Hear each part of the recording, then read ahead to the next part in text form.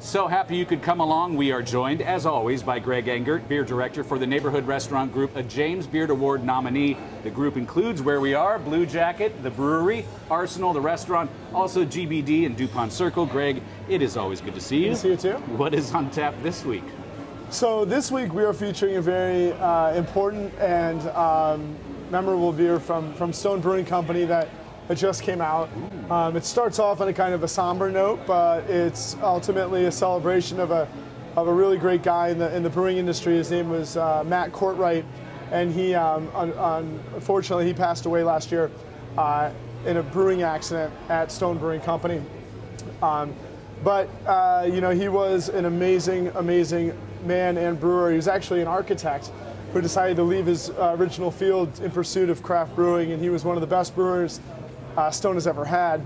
So great, in fact, that they'd already done 3 of his recipes as Stone beers released out at the World Bistro and Gardens in Escondido, California. And he passed away in 2013. And Mitch Steele, who's the brewmaster of Stone Brewing Company, as luck would have, as fate would have it, really, they were having a memorial celebration for Matt at the Stone World Bistros, and they were tasting a pilot batch of a beer that Matt had developed with another brewer named Brian Bishop during the memorial. And when everybody tasted it, they loved it and said, we're gonna produce this on a national scale in honor of Matt, and that's what we're having. It's called Matt's Burning Rosids, and it is an imperial saison of 10.5% that incorporates a touch of cherry wood smoked malt, and it's really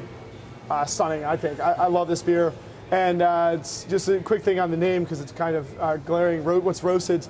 Rosids is the name of a particular family of plant from which the cherry tree comes. So it's kind of an homage to Matt and to the cherrywood tree plant family. So let's taste it. Very inviting color. That's beautiful. It's amazing. Like in the nose, it's really well done.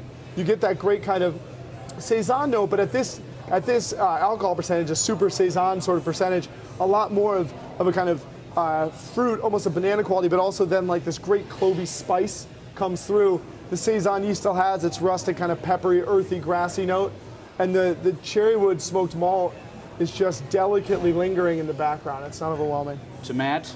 To Matt.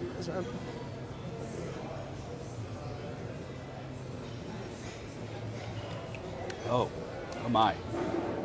Do they make a bad beer? I know. Make a bad beer. It is. It's just, that is tasty. And I'm not the biggest saison fan. I like saisons, but as you were mentioning last week, I'm sort of a hophead. Yeah. But it's delicious. Yeah.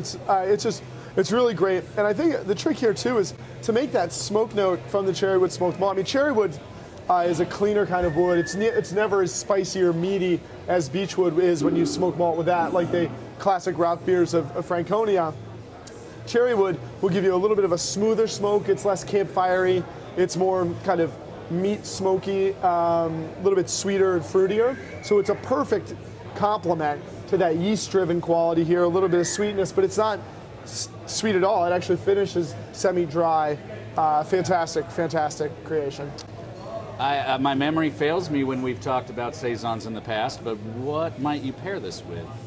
So saisons are traditionally one of those kind of go-to beers for most foods, although this is a great indication of how saison is almost more a state of mind than it is a particular style. I mean, there's black saisons and blonde saisons, there's strong saisons and sessionable saisons, there's hoppy saisons, spice saisons, smoked saisons, sour saisons. So what you get here is this kind of great balance, neither too dry nor too sweet.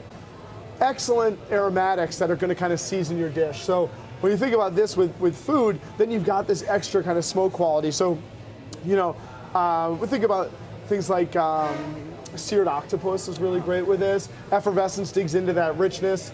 You got a little smoke quality, kind of continue to smoke the octopus table side. And then another great thing is just classic cassoulet.